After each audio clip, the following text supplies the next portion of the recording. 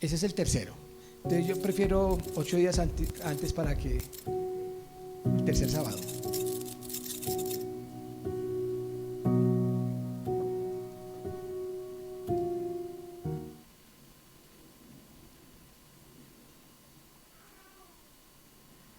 Bueno, estamos profundizando en el carácter de Dios, no simplemente por conocer teorías y de pronto, como nos decían a veces en el seminario, volvernos cabezones de tanta información teológica, ¿no? Sino con el propósito de precisamente lo que acabamos de hablar en la cena, y es fortalecer nuestra relación con el Señor. Uno fortalece relaciones con cualquier persona en la medida que le conozca mejor. Proceso de conocimiento entre personas es un proceso que siempre está en crecimiento. Toda relación permanece siempre en crecimiento. En ninguna relación, una relación sana, llega al momento, ni siquiera por ejemplo la matrimonial, que es la relación más cercana, más íntima y más extensa también, porque es para toda la vida. Ni siquiera en esa relación uno puede decir en algún momento que ya no tiene nada que conocer de la otra persona. Cuanto más de Dios, quien se sale de nuestros parámetros humanos para poderle conocer.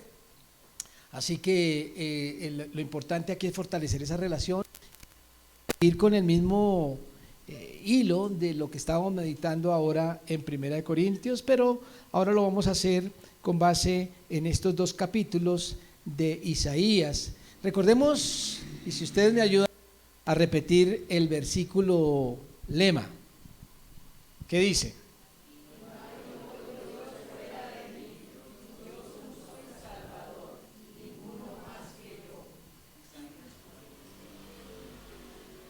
Y no hay otro Dios fuera de mí. Es muy importante, digamos, aquí tenemos 3 partes, ¿no? Y es importante tener muy claras las 3. Él afirma, no hay Dios fuera de mí, es decir, no hay otro Dios. Él no está diciendo soy el mejor, está diciendo que no hay más. Pero luego plantea las dos caras principales del carácter de Dios, y es que es justo y salvador. Dentro de esas 2 virtudes podremos ubicar cada una de las características de Dios. Y termina diciendo ninguno más, como reafirmando e invitando a que no pongamos los ojos en nada más, porque es que no vamos a encontrar otro Dios como Él.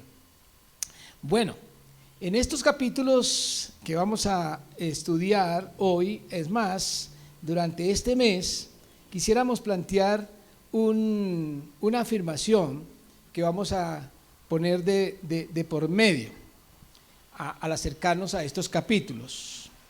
Vamos a estar diciendo que Dios pide cuentas de todos. Dios pide cuentas de todos. No sé qué venga a su mente cuando lee esa afirmación, pero eso es lo que vamos a estar meditando. Particularmente por la forma como en estos capítulos y en todo Isaías hasta aquí lo hemos visto, Dios está mostrando su carácter de justicia, su carácter de justo, de reclamar, de advertir a las naciones, principalmente en los capítulos anteriores, a las naciones, al pueblo de Israel, a Judá, al reino del norte, al reino del sur. Aquí en estos capítulos encontramos algo, y creo que inclusive desde el capítulo anterior ya veníamos viendo cómo Dios dirige su mirada hacia otras naciones fuera de Israel. Y por eso hablamos de Dios pide cuenta a todos. Hoy, basados en 17 y 18, vamos a estar, y una de las cosas que a mí me encanta de la escritura es el hecho de que ella se interpreta a sí misma, habla por sí sola.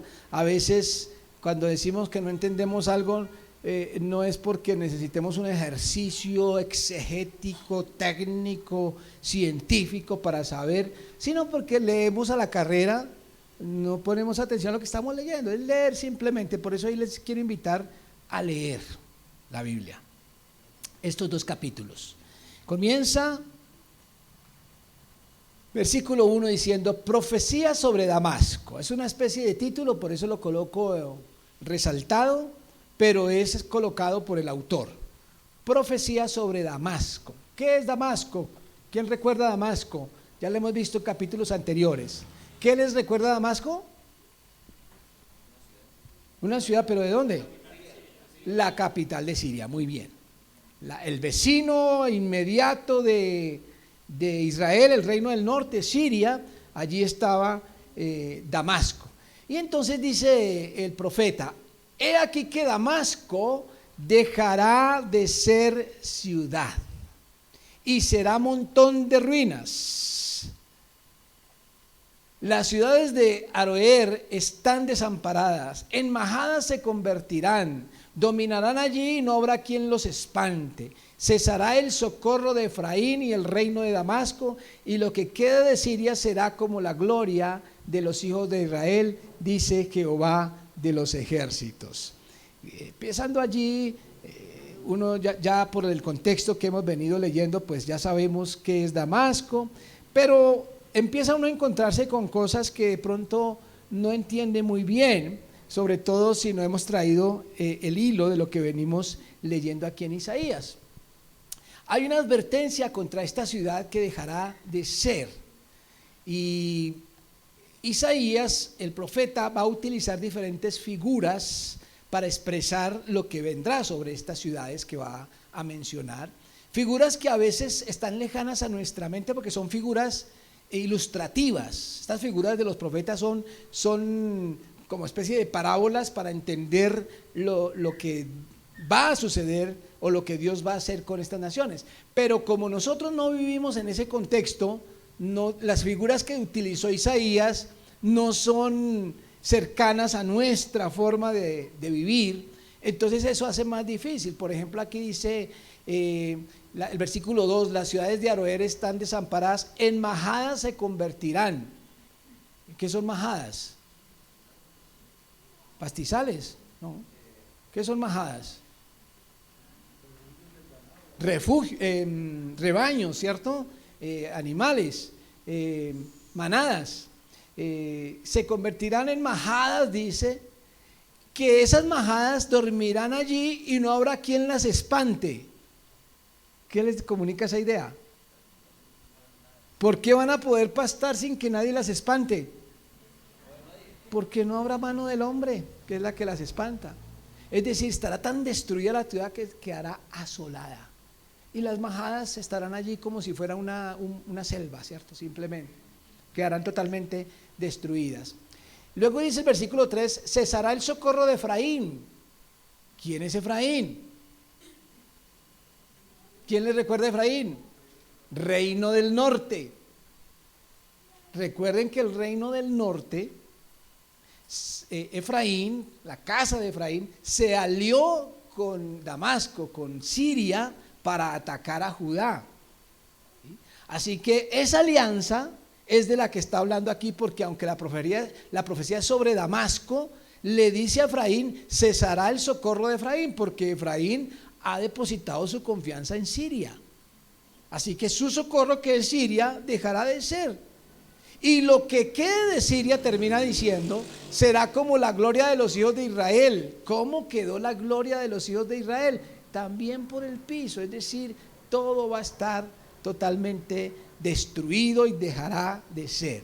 Una advertencia sobre una ciudad y sobre una nación que ya no es el pueblo de Israel, pero sobre la cual también va a venir destrucción. Sigamos leyendo. Versículos 4 al 6 dice: en aquel tiempo la gloria de Jacob se atenuará y se enflaquecerá la grosura de su carne. ¿Quién es Jacob? Israel, el aliado de Siria, el aliado de Damasco. Es decir, la profecía va dirigida a esa parejita que armaron entre Siria e el reino del norte contra Judá. Va dirigido a ellos. Y dice el versículo 5: y será como cuando el segador recoge la mies y con su brazo ciega las espigas, será también como el que recoge las espigas en el valle de Refaim. ¿Entendieron? Pues yo tampoco, porque no, o sea, es una figura de esa época, ¿cierto? Entonces, si usted quiere, uno puede ponerse a averiguar cómo funcionaba esas siembras, qué son esas espigas y cómo era que se destruían, pero más allá de cualquier figura, que inclusive usted la puede cambiar y poner una figura que tenga que ver con, que esté más cercana a nuestra mente, pero lo que está diciendo es que todo va a ser destruido. En resumidas cuentas, todo va a ser destruido. Y por eso el 6 reafirma: quedarán en él rebuscos, palabras raras, ¿no? Rebuscos, como cuando sacuden el olivo, 2 o 3 frutos en la punta de la rama, 4 o 5 en las ramas más fructíferas, dice Jehová, Dios de Israel. La persona que trabaja con eso, o que trabajaba en eso, sabía cuánto eran los frutos que debían haber y qué es fructífero y qué es estéril. Es una figura simplemente para hablar de la destrucción que vendrá sobre estas naciones. Versículo 7 dice: en aquel día mirará el hombre a su hacedor, y sus ojos contemplarán al Santo de Israel. Y no mirará a los altares que hicieron sus manos, ni mirará a lo que hicieron sus dedos, ni a los símbolos de acera, ni a las imágenes del sol. En aquel día sus ciudades fortificadas serán como los frutos que quedan en los renuevos y en las ramas, los cuales fueron dejados a causa de los hijos de Israel, y habrá desolación. Más figuras extrañas, pero que sigue describiendo cómo va a quedar de destruido todo. Hace recuerdos con estas figuras, por supuesto. El judío en ese momento entendía las figuras que aparecían aquí, pero también la historia del pueblo de Israel, como cuando el pueblo de Israel llegó a esa nación. Habían allí otras naciones, otros digamos culturas que dominaban la tierra, y cuando el pueblo de Israel llega allí, estas naciones son digamos dominadas por Israel. Y entonces aquí algo de esa descripción se está haciendo, pero lo que quiero llamar la atención en esta porción es lo que encontramos en el versículo 7. Dice: en aquel día mirará el hombre a su hacedor. ¿Quién es el hacedor? Dios. Y sus ojos contemplarán al Santo de Israel. En medio de la destrucción, en medio del acabose, como dicen algunos, para estas naciones, habrán personas que buscarán al verdadero Dios. Y se apartarán, dice el versículo 8, no mirarán, ya no seguirán mirando los altares que hicieron sus manos. Es decir, que abandonarán ¿qué? La idolatría. El juicio y la destrucción llamará la atención a tal forma que abandonarán sus ídolos que hicieron, como dice aquí, con sus propios dedos. Los símbolos de acera, una diosa egipcia a la cual adoraban, la adoración al sol, dicen, y las imágenes del sol. Todos esos ídolos que tenían los abandonarán para poner sus ojos en el Santo de Israel. Es decir, que el castigo o el juicio, la destrucción, llamará la atención de los hombres en aquella época. Versículo 9: en aquel día sus ciudades fortificadas serán como los frutos que queden en los renuevos. Juan Carlos. Exactamente, ese es ahí estamos viendo el carácter de Dios justo y salvador, que es lo que queremos enfatizar también. Versículo 10 dice: porque te olvidaste del Dios de tu salvación, te acordaste de la roca de tu refugio. Por tanto, sembrarás plantas hermosas y plantarás sarmiento extraño. El día que las plantes las harás crecer y harás que su simiente brote de mañana, pero la cosecha será arrebatada en el día de la angustia y del dolor desesperado. Aquí una nueva forma de expresar toda la destrucción que viene. Pero aquí, puesto que le está hablando también a Israel, dice el versículo 10, y es lo que quiero llamar aquí la atención: porque te olvidaste del Dios de tu salvación y no te acordaste de la roca de tu refugio. ¿Cuál es el reclamo que Dios le está haciendo a su pueblo? El abandono de la relación con su Dios. Y aquí es donde quiero que miremos la conexión entre este texto y el texto de Primera de Corintios. La problemática de Israel es su traición. Entregaron a Dios, abandonaron su relación con Él, porque te olvidaste del Dios de tu salvación y no te acordaste de la roca de tu refugio. Entonces viene esta advertencia que todo lo que siembren, todo lo que cosechen, se va a perder, se le iba a ir como agua entre los dedos, iban a perder todo el fruto de su trabajo.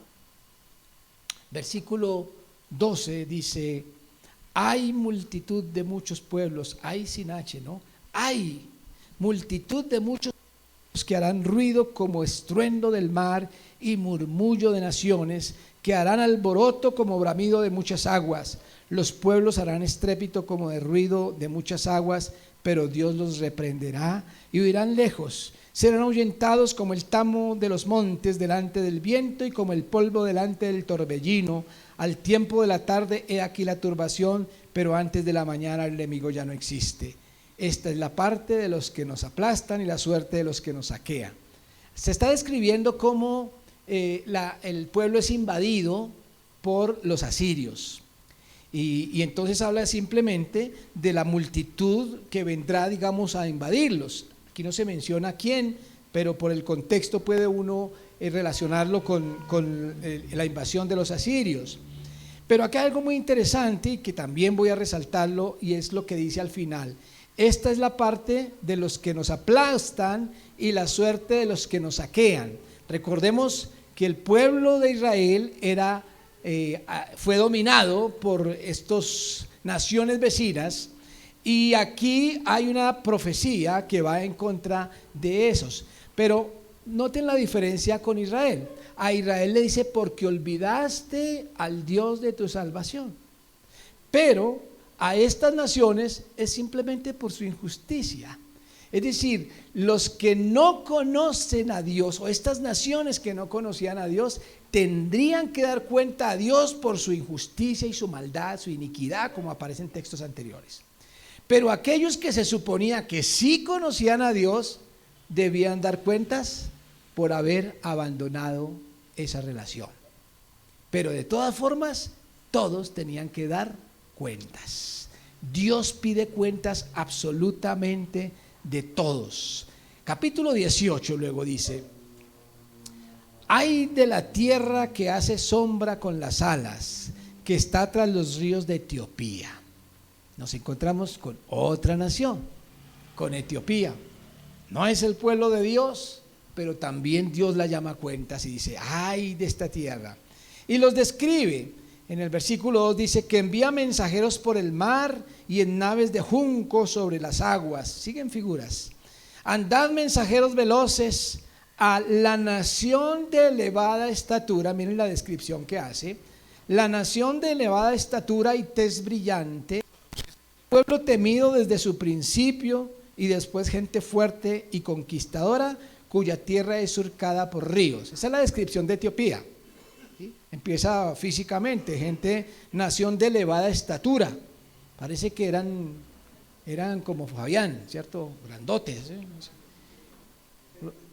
Tez brillante. Bueno, él también tiene la cabeza brillante. No sabemos si tez brillante porque eran monos o porque eran bonitos o qué sé yo, pero los describe, ¿cierto?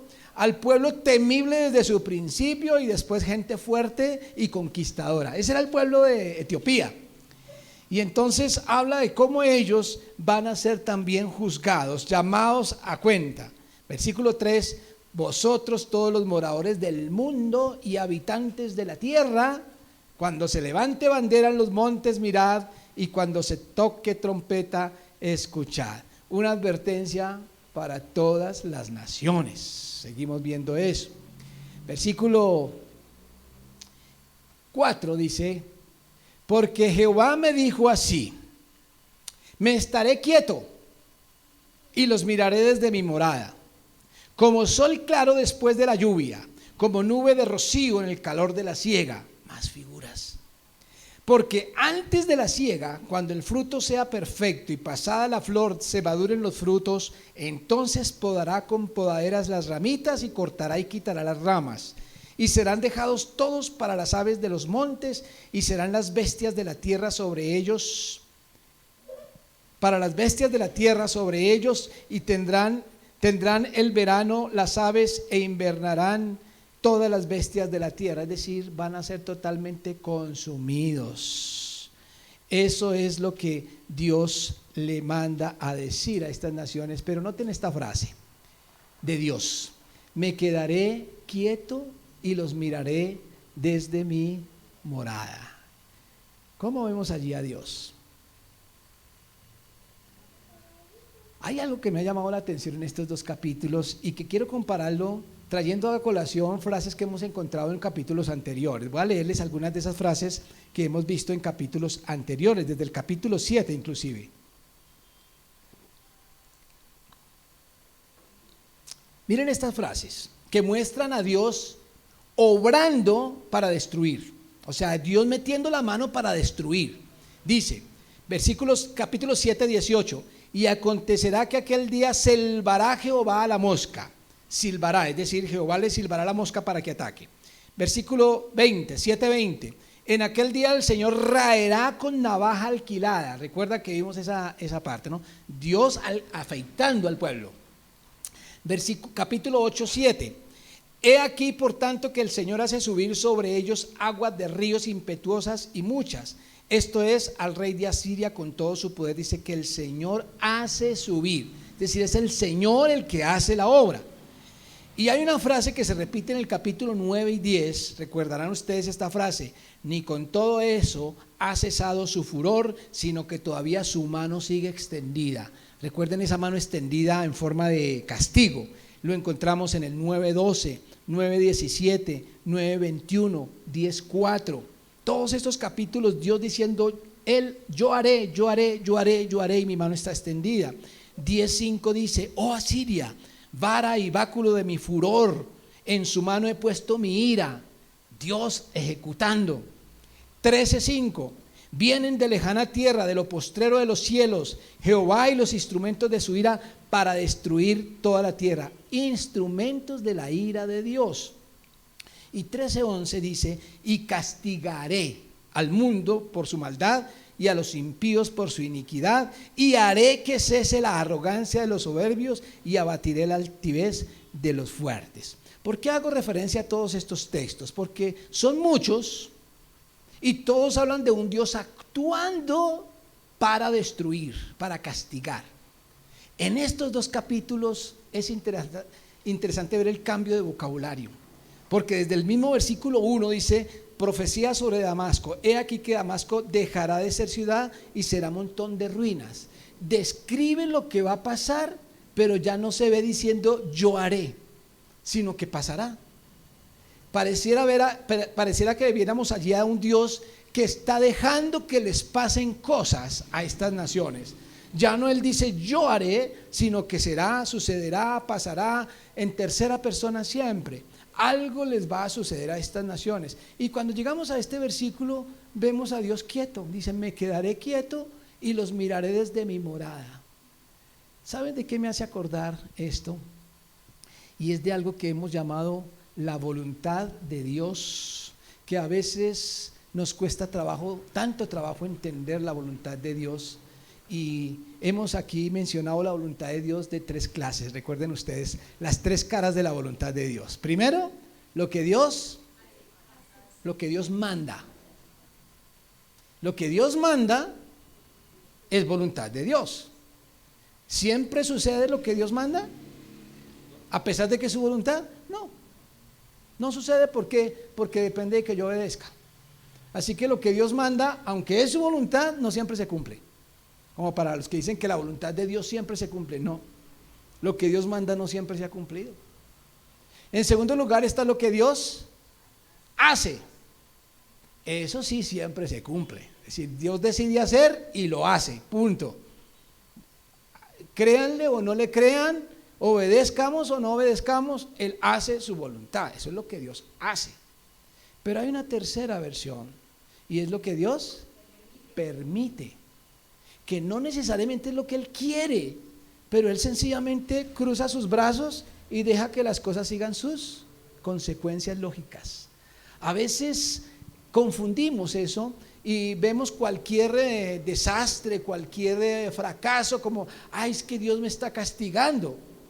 Pero si bien es cierto, como lo que vemos aquí, Dios muchas veces castigó naciones ejecutando juicios sobre ellas, otras veces Dios simplemente se quedó quieto y las cosas pasaron. ¿Por qué? Porque el pecado tiene sus consecuencias.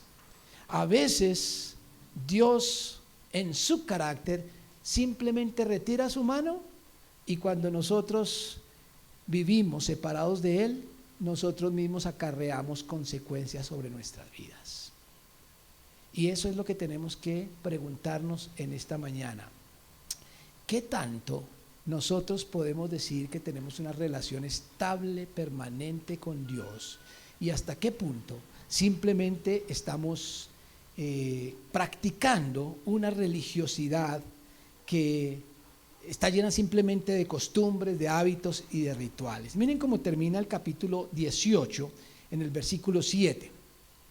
En aquel tiempo, dice, será traída ofrenda a Jehová de los ejércitos. Noten bien, ¿quién trae ofrenda? Normalmente, ¿quién le trae ofrenda a Dios? Sus hijos, los que creen en Él, ¿cierto? Es una forma de reconocer su condición de Señor. Pero en este versículo, ¿quién trae ofrenda? Miren, del pueblo de elevada estatura, de tez brillante, ok, el pueblo temible desde su principio, y después gente fuerte y conquistadora, cuya tierra es surcada por ríos, es decir, Etiopía. No el pueblo de Dios. Es decir, que en las naciones no creyentes hay conversión hacia Dios y traen ofrenda. Este texto, este capítulo termina con una afirmación esperanzadora y salvadora. En medio de mostrar a un Dios justo, muestra a un Dios salvador. No solamente para Israel, de quien viene hablando tanto con respecto al remanente que permanecerá, sino con respecto a naciones vecinas que buscarán a Dios. Es decir, para quienes el dolor, el sufrimiento, la pérdida, y si lo podemos decir, el castigo de Dios surtió efecto. ¿Por qué? Porque los convirtió a Dios. Es convertirse a Dios. Esto nos puede llevar a decir, hablando de el titular que venimos mencionando para este mes, Dios pide cuentas a todos porque Él es justo y salvador. Estamos viendo lo que pasa con estas naciones, pero al mirar lo que Dios ha hecho con las naciones antiguas, con su pueblo Israel y con las naciones que lo rodeaban, estamos viendo el carácter de Dios y tendríamos que preguntarnos, ¿eso qué tiene que ver conmigo? ¿Eso qué tiene que ver conmigo? Y al preguntarnos qué tiene que ver conmigo, tenemos que recuperar la frase de Pablo: cada uno pruébese a sí mismo. Cada uno pruébese a sí mismo. ¿Con qué nación te identificarías? ¿Con qué actitud te identificarías de estas naciones antiguas? Cierra tus ojos y medita una vez más acerca de esa relación que tienes con Dios, preguntándote, probándote a ti mismo, pero sobre todo confirmando tu relación con Dios.